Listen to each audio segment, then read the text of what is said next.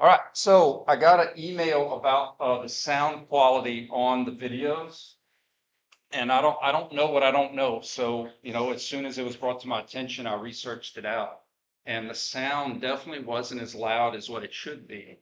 So what I did find though, as a hack for the old videos where the sound's not quite there, if you put on earbuds and watch from your phone, or if you put on traditional headphones. So like it may not come very well through your computer, but last night I was testing different things. So if you have headphones, you'll be able to hear it okay, or earbuds on your phone. Perfect, absolutely. And I also played around with the computer because I'm such a techie, and I think I accidentally found the issue. I have a plug-in microphone that's supposed to pick up sound. So, but apparently, even though it was running, there was a little toggle that had to be back in my day. So I think I figured it out, and it shouldn't be a problem for now. Okay. All right. Any questions, clarification? We got a test on Wednesday. So again, I'm going to teach about the ankle today for about 30 minutes. And some of the even though ankle questions aren't on the test, there's a lot of concepts that will still be on the test: planes, axes, bones, that kind of stuff. And then the final 20 minutes will be if you guys want practice or if you have any questions, we can answer. All right. What is this? Skateboard. So those of you don't really know my hobbies, I'm a member of a fantasy skateboard league. We just had our draft. Yeah, my skateboard league is in the spring, and my fantasy lumberjack league is in the fall. Yeah, we go pretty hard. Um, How's that work? no questions about my that. It only has to be exam content. So obviously I'm kidding. But you think about how somebody gets long on a skateboard, and there's two elements at play. They're the wheels that actually propel you. We rotate to translate, right? So the wheels are rotating to allow the person riding to go.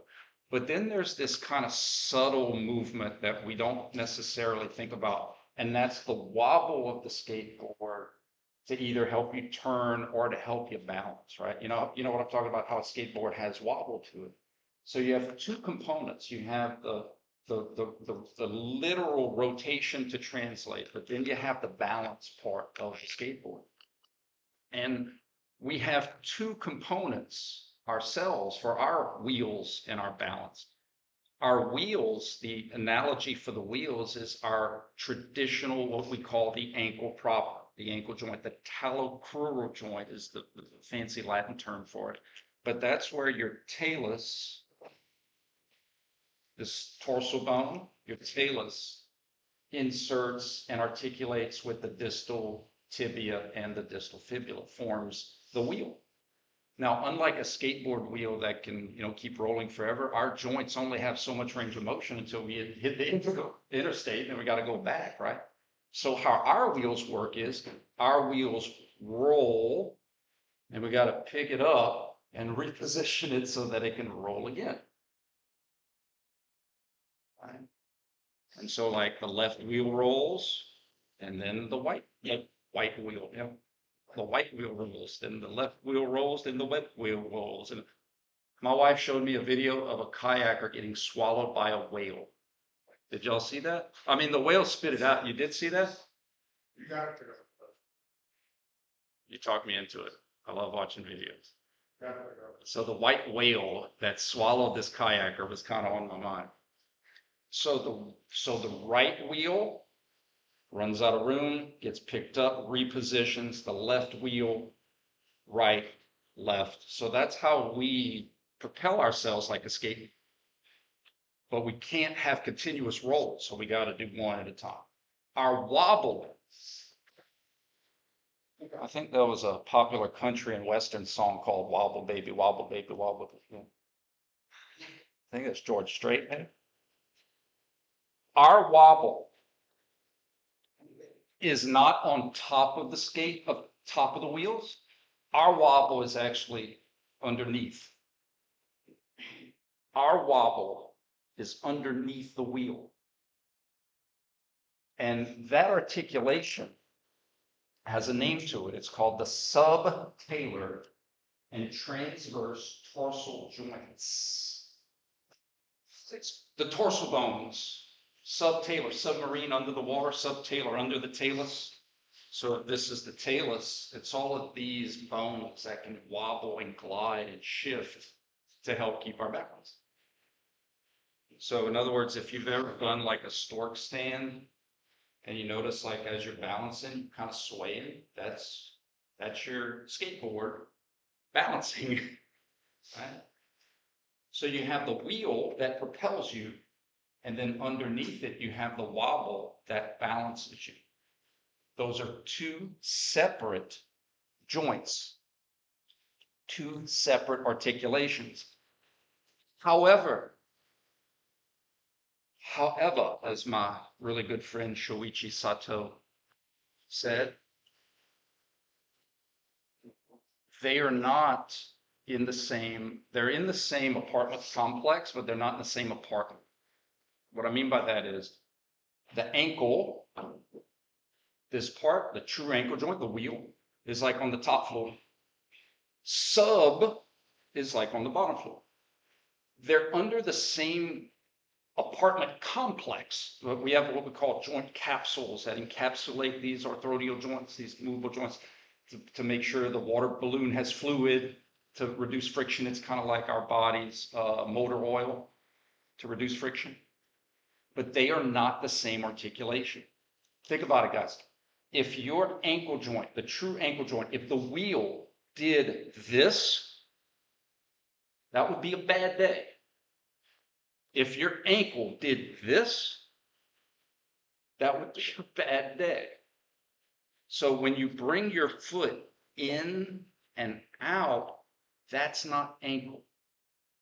And pretty much our whole lives, we've talked about like sprained ankles, sprained ankles, sprained ankles. But most of the time, that's your subtalar joint, that's your wobble, and the ankle joint is fine. A high ankle sprain, who's heard of that? A high ankle sprain? There's nothing high about it. That's an ankle sprain. Like that's a sprain to the wheel up here. Okay. Now, it's not that, this is a tough part. It's not that your parents or your coaches or your trainers or your doctors have been lying to you. It's just who really has the nuance to know the wobble from the wheel? I don't care. I don't know anything about tarsal bones and ankle joints and all that stuff. But now we do. Now we have to know where the wheel is and what the wheel does, because there's specific motions for the wheel, that's the ankle. And there's specific movements and motions for the wobble, that is the subtalar. We need to know those things. Okay? So in other words, we can't just call everything ankle. That would be like that would be like saying this is elbow. When this is elbow, you wouldn't do that. You'd say this is wrist, this is elbow. It's just that they live literally in the same complex. They live very close to each other, but they are not the same thing. Okay. So the ankle joint, our wheels, are going to have two different types of spin. And the reason I didn't give you these motions on the first test is because the ankle doesn't have extension. The ankle has two different forms of flexion. So what do we know about flexion? Flexion gets you into fetal. Good. Flexion gets you into fetal. So your analytical brain that I'm trying to help you develop is like, well, wait, how can the ankle get into fetal two different ways? Well, the first way is if we were standing and we wanted to get into a ball, we would probably do something like this, right? And we call that type of ankle flexion dorsal flexion or dorsiflexion. You think about the dorsal fin, the top part. That's what it is. It's like if your foot was a dolphin, dorsal fin would be on top. So it's the ankle getting into fetal if you are weight bearing. So like going down the squat, that dorsal flexion, things like that. The other way the ankle can help get you into fetal is if your feet are off. It's like imagine like a gymnast trying to get into a tough position, fetal position to spin. The gymnast wouldn't be dorsal, the gymnast would be here, or the diver would be here. Plantar flexion. So that's why if you've ever wondered why do we have two different types of flexion, it's because you can get into fetal, weight bearing or feet on the ground or feet off the ground. If someone wakes up in fetal position, right? I mean, I don't know how y'all sleep, but I mean, I think I sleep traditionally, left thumb. But you would probably, if your feet were off the ground, you'd probably be more likely to wake up here than with your toes up, right? Plantar flexion. Two different forms of flexion. Dorsal or dorsi and plantar. Okay. Now remember, we don't use global landmarks. We use local landmarks. We can use local landmarks to help us identify motion. So dorsiflexion is like when the ankle is getting in the fetal position and the top of the foot gets closer to the front of the shin. Because those are local landmarks. What I don't want to say is I don't want to say foot comes up because I can get into dorsal flexion. I remember the illusion stuff with the clock. Yeah, I could bring my foot up, but I could also lower my shin down. Gets me to the same place. Meaning, big old foot. This, from here to here, gets me to the same place as that. That's all I'm trying to say. Does that make sense? So sometimes when we learn these motions from, it looks like it's moving and it is, that's just one option.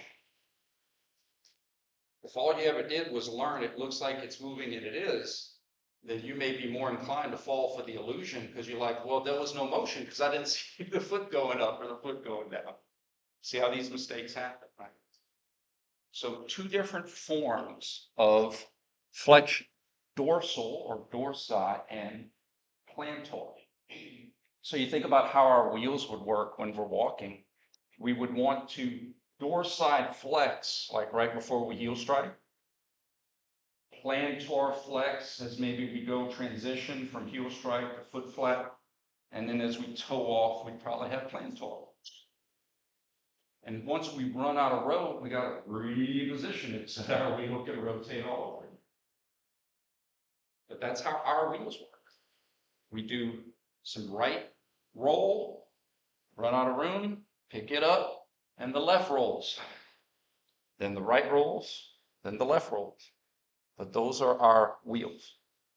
Our ankle joints are our wheels. So some of the test questions that will get you is I'm going to give you some motion of the subtalar, and I'll tell you these motions in a little bit. And your instinct is so set to say that's ankle. And it's not your fault.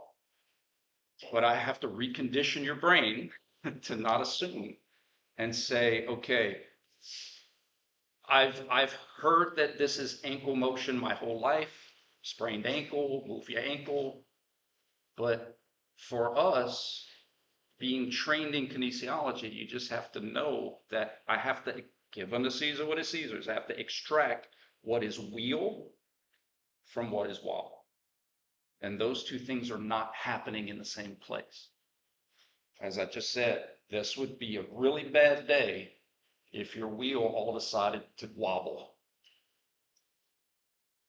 That's a dislocation.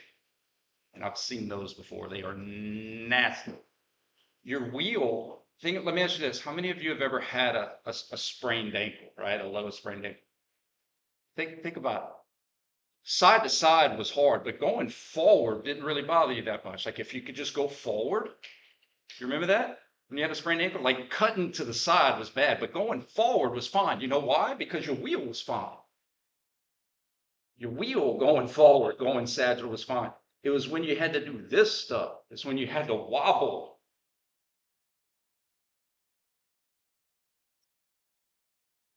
Make sense? Okay. So your ankle joint, a uniaxial hinge. That was a classification on your different articulations. Just like the door can rotate in one plane about one axis. Your ankle joint, the real ankle, the wheel, this wheel can only rotate in one plane, and only one of its planes. If I move it globally, it still moves locally. It can only move in its sagittal about its bilateral. Does that make sense? So our ankle, and what I love is your malleoli, right? Y'all remember that from biology lab? There's your hinge. There's your axis. Inside and outside, bilateral. Sagittal plane rotation, bilateral axis. All day. So that's what these things mean. When I say that this joint is a uniaxial, think of a unisicle. One wheel, one axis. Bicycle, two wheels. Right? Within our joints can be uni, one axis, one plane. Bi, two axes, two planes, or tri, like for our shoulders and hips. They can move in all three.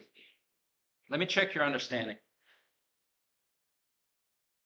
How many different ways can this one wheel spin?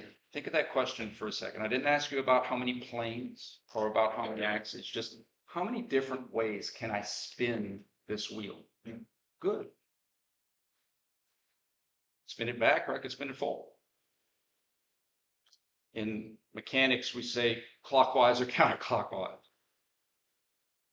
Linear world, we say up or down. Positive X, negative X. Positive Y. Two different ways I could spin it. So if I tell you that the ankle is uniaxial, it can rotate in one of its planes, it's sagittal, and it can rotate about one of its axes, bilateral. How many motions do we have to account for? You said it right the first time. Two. Plantar, dorsal. That's how that works. It's no different. Watch. No. This wheel can only spin two different ways because it can only rotate in one of its planes about one of its axes. Same with my ankle. When I roll it from your perspective counterclockwise, that would be like plantar from a left ankle. Dorsal. Plantar. Dorsal. So as we go through all of our joints in more detail, for exam 2, if I tell you that this joint is biaxial, right away you're like, it can move in two planes, about two axes. I got to have 4 motions, 2 for each plane. When we get to the wrist, flexion, extension in the sagittal, all in the radial in the front. That's how that works. If a joint is uniaxial, one of its planes, one of its axes, they have to have 2 joint motions, 2 spins. Make sense?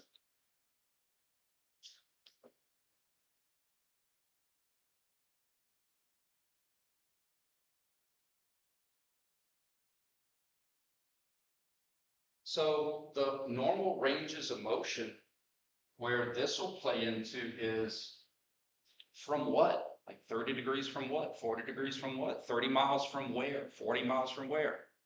Where do you think we're measuring those 30 and 40 degrees from? What position? Anatomical position. That's how that works. Right? So in other words, that's like saying, okay, the ankle is, its home is here. And if I go right down the road, I got 30 miles of road. And if I go to the left, I got 40 miles of road. how that works.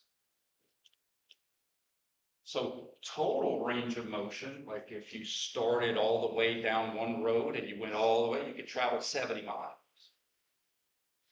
But the reason when you're in grad school and you're going to learn like this joint has this many degrees this way, this many degrees that way, it's reference to anatomy. Makes sense? All right, let's talk illusions. I'm only going to emphasize ankle today. I think it's the easiest. Then we'll develop subtalar after exam 1. But let's talk illusions. These I drew on the board after class. It looks like it's moving and it is. It looks like it's moving and it's not. It looks like it's not moving, but it is. One of the earlier lectures, I say, guys, there's 4 options for motion. 2 of them are super easy. It looks like it's moving and it is. It's super easy. Okay? Even better is it looks like it's not moving and it's not. Those are the best. What's happening? Nothing. But then you have the 2 illusionary categories. It looks like it's moving, but it's not. So if you were taught ankle dorsiflexion is when the foot comes up, if that's how you were taught, and remember, Campbell doesn't like that term because it leads to mistakes because it's a global reference. What if I move my knee? Does that mean my ankle's moving? My foot's coming up. Or what if I just bring my foot up? Does that mean my ankle's moving? You see what I'm saying? So if you memorize things based off of segments moving linearly, that could potentially create some illusions for you, okay? Then the other one is, it looks like it's not moving, but it is. Remember, your ankle is an articulation of bone, at least 2 bones. So we can't just say ankle movement is when only this one bone moves about the other. That's not how humans work. That's how buildings work. Door always moves about wall, but that's not how we work. And I'm trying to empower you with some knowledge, guys. When I had classes with engineers at Auburn, they hated human movement because to them it didn't make sense. How can you move walls about doors, right? And I'm like, well, we are not buildings. I can move the door about the wall, but I can move the wall about the door. Blew their mind. So it's not you, it's our brains want to hold on to these kind of consistent rules, and we can once we categorize. So what would kind of an illusion be for ankle motion? I think I did it earlier, like with the squat, where if you were taught foot comes up or foot goes back, and that's all you're looking for is the foot. Well, what happens when the foot doesn't move at all and we move the distal above the proximal? You get the same change. Dorsi, plantar. Does that make sense? I didn't have to move the foot at all, but I still had dorsiflexion and plantar. And then another illusion is, what if I go up on my toes? That's more plantar flexion. So watch. Dorsiflexion from anatomical, plantar flexion to anatomical, plantar flexion from anatomical.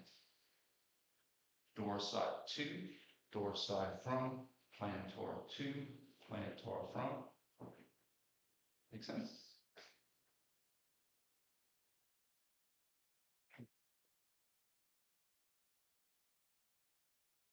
So the ankle joint is a uniaxial hinge that's made up of the talus, this big dorsal bone right here, and the distal fibula and the distal tibia form like a little cave. And they form what they call a mortise. It's kind of like a ball and socket, but a ball and socket allows a lot more motion, right? So this is think of it like this, between the way these bones connect, and also there's some very strong ligaments down here. Again, this all day long, but you would not want this. In addition, you would not want twisting motions. That's where high ankle sprains come from. You know, someone lands on your foot and your foot creates transverse rotation in a socket that doesn't allow transverse motion. And you sprain the ligaments that are holding the tibia and the fibula together. So the wheel, just like this wheel, all day, sagittal, all day. Nothing frontal, right? And nothing transverse. Nope. Nope. Yep. Same thing here. Yep. Nope. Nope. Make sense? Okay. So again, for your notes, and this will be the last thing before I open it up for questions about exam one. I play poker with my cards out, guys. I'm telling you what's coming. And so if you miss it, that's on you. But I'm going to ask you something to the effect of, you know, what is this motion? And it's not going to be ankle. It's going to be subtalar. But our whole lives, we've always been told that's ankle. I mean, if I go to my 80-year-old dad and say, hey, Dad, what am I moving right here? Oh, make sure that's your ankle. You know, that's okay. It's okay. But it's not okay for us. We need to know. We need to know the difference between the wheel and the wobble. Okay? Any questions? All right. What about exam one content? Any questions about that? Planes, axes, position, motion. What's on, what's off, wax on, wax off.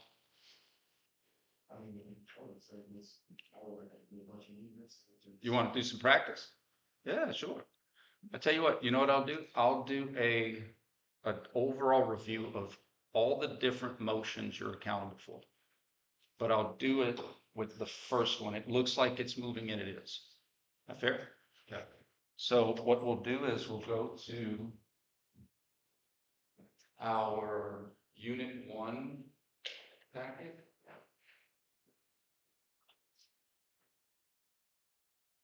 And then we'll scroll down to the joints that I told you you're accountable for.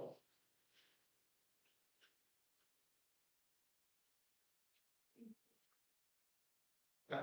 So, guys, all of these joints, like this is going to be tri, it can move in all three, can move in all three, can move in all three. That's uni, can only move in its sagittal. That's bi, that's tri, this is a modified. But for the first test, all I'm going to ask you is about sagittal. Remember, you know, flexion and extension. So it's not that they can't, it's just we're practicing verbiage and illusion stuff with our training wheels on, so that in exam one, we've taken those training wheels off and we're rolling. Okay.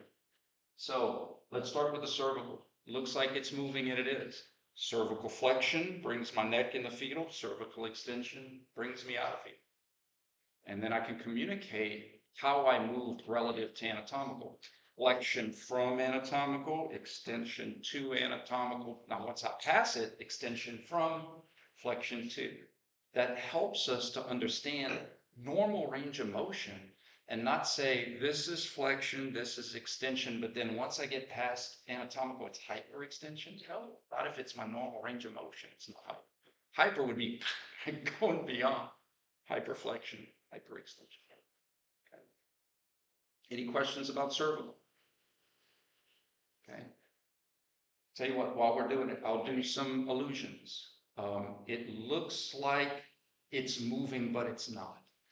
So if you were only taught cervical extension is looking up, if that's how you were taught it, well, what if I look up, but I didn't move my neck at all? It's like I'm in a neck brace. I can still look up if I move my hips. Right? So in other words, if my cervical stayed in its anatomical position, how in the world can we say that there was motion in the cervical? That's like saying, I left Lafayette because the earth is spinning. What? Like, that makes no sense. So it's similar. Like, the world can move, but I can still be in my house. Does that make sense? Okay. The other illusion, it looks like it's not moving. So shouldn't be like that, I think it's still be air so that would be 8. Oh, it'd be no motion at the cervical. I move my hips, but if I ask you a question about the cervical, so remember how we tried to say, where am I at? Where did I go? Well, if I'm at home and I'm still at home, I didn't go nowhere. I had no motion at that joint that I asked you about. Yeah. The illusion of it looks like it's not moving and it is would be like the bowing example that I give, where in order to keep my eyes level, I have to move my circle.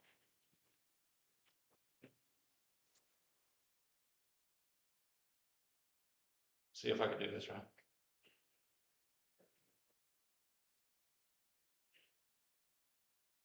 Because if I didn't, if I kept my neck in anatomical, I'd look at the ground. I have to extend to keep my eyes level. But again, the illusion is if you were only taught moving eyes, you might miss that. You're like, well, I thought extension was when you look up.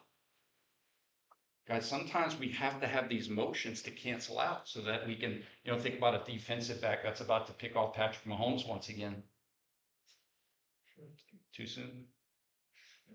But if he wasn't able to turn his head while he turns his body, you may not notice it, but if he didn't rotate his head, he'd be here.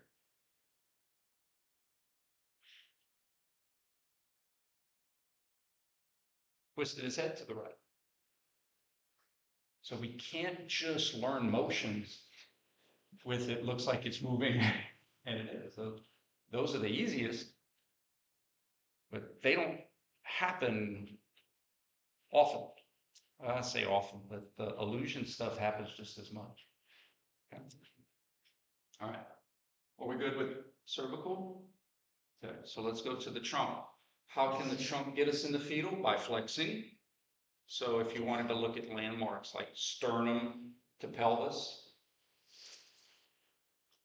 trunk flexion, trunk extension, flexion from extension to extension from flexion to, depending on your range of motion.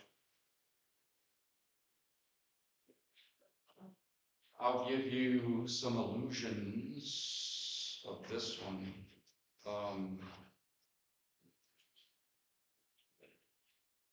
I would do it, but good Lord, guys, I'm getting old.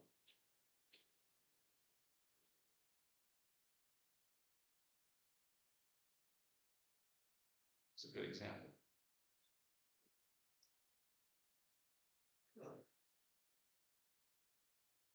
You want it?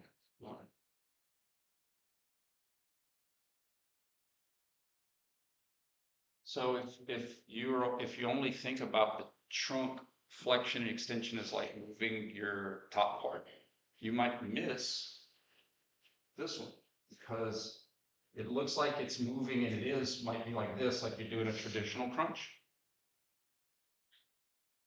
But a reverse crunch is, well, this is the same change as this.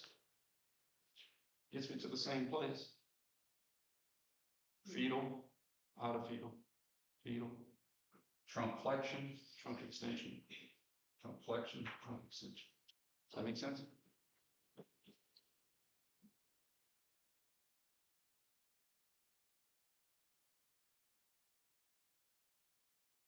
But what is not trunk flexion is if like I keep my back straight and I just rotate my hips. It doesn't mean I flex my trunk.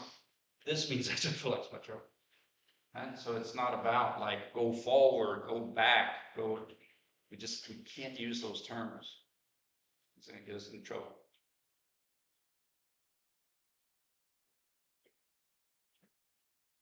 Let's see where we're at. Okay, shoulder. I told you the trick about the shoulder. If you're having trouble with the shoulder, just go to the hip. I think we probably have no problem with seeing that this hip flexion, right, getting in the feet.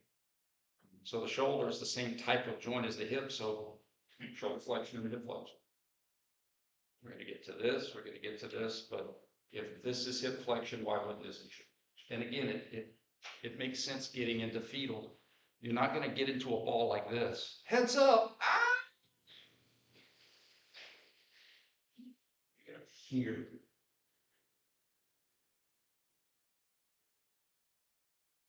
Makes sense? I blame ESPN. Full extension, maybe of your elbow, but not your shoulder. But they don't know. They're broadcasting. So, let's see. Illusion stuff would be the ones we did in class, like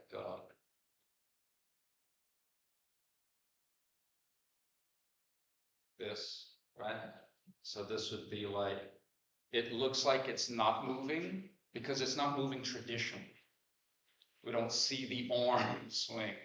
So you may think that it's not moving because the arm stayed in the same position globally, but it did not stay in the same position locally.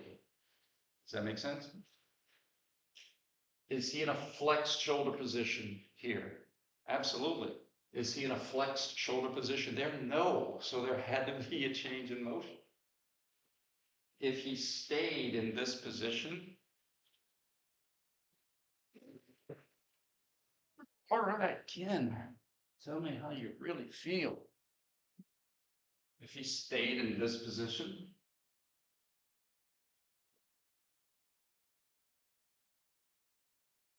had to have extension. Make sense?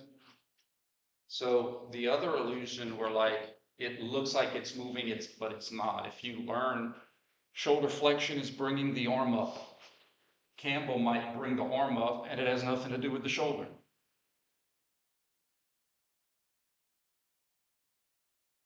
True or false? My shoulders are flexed roughly around 90 degrees. My shoulders are still flexed roughly around 90 degrees locally, not globally. But again, if you learn shoulder flexion, his arm goes up, I could see how I'm fishing, guys. I'm going to catch me some fish. But I'm teaching you metaphorically as fish to avoid the bait. I'm trying to teach you, like, hey, don't fall for it. And not only that, I'm trying to show you why people might fall for it. Make sense?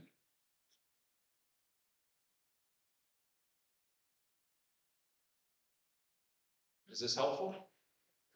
All right, so let's go to elbow. Elbow, super easy.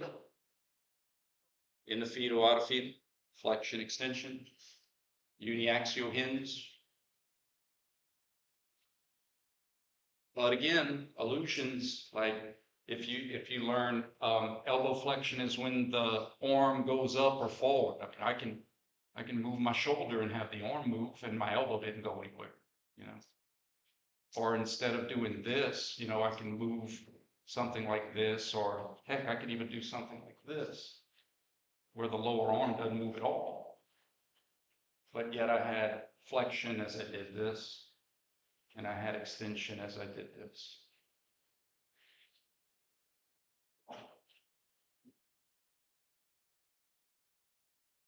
All right, the wrist.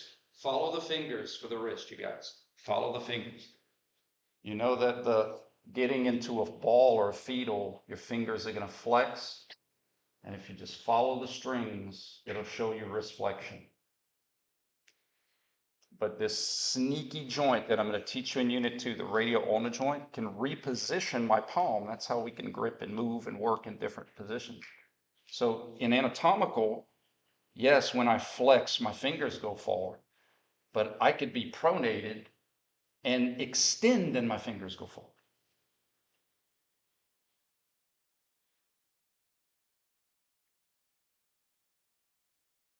So don't use those kind of rules.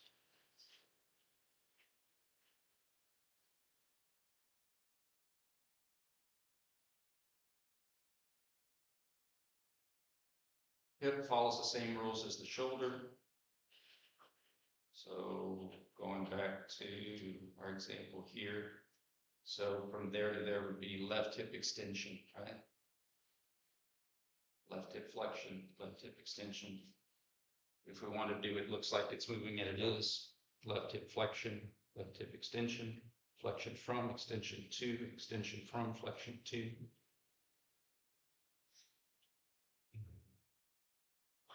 The illusion would be, well, the other illusion would be like it looks like it's moving. This is one of the first times I got you in class, if you remember, was that leg. All right, so if you're pivoting, let's see, he's about his left. So if he does this, that right leg moves and goes back, and most people are gonna, oh, that must be extension because the leg's going back. But if you look at it, right, it's like, whoa, it's pretty anatomical-ish.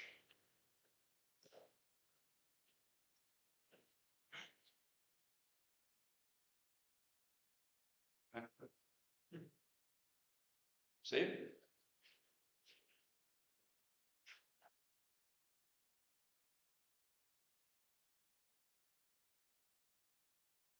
And then the knee, flexion, extension. Left knee flexion, left knee extension. I guess an illusion might be left bilateral knee flexion, bilateral knee extension, but we just need to remember that it doesn't matter. Like if my knee's flexed and it stays flexed in the same position, I didn't move my knee, even though like my leg might have gone. It's all about what's happening at the joint.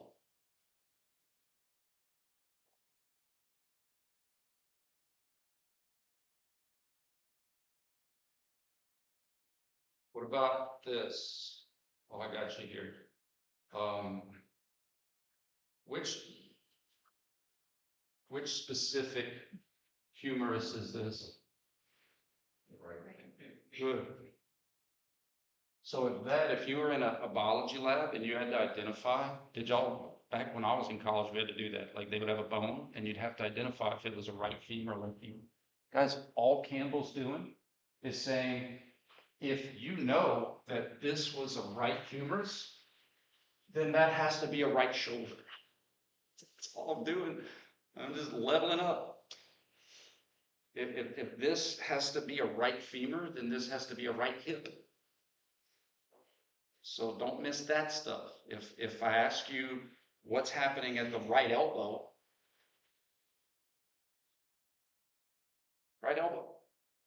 that's articulated with the right humerus and the right elbow is the right elbow. So don't miss, I call them the 3-foot putts. Don't miss your 3-foot putts.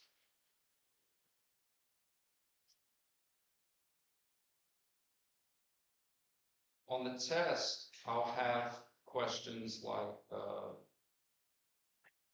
let's see. So let's look at the picture on the left. And I'll just have a picture like this on the left, right? I'm not telling you I'm going to have that picture, but a picture like it. And I'm going to say, which of the following best describes this picture? And I'll have like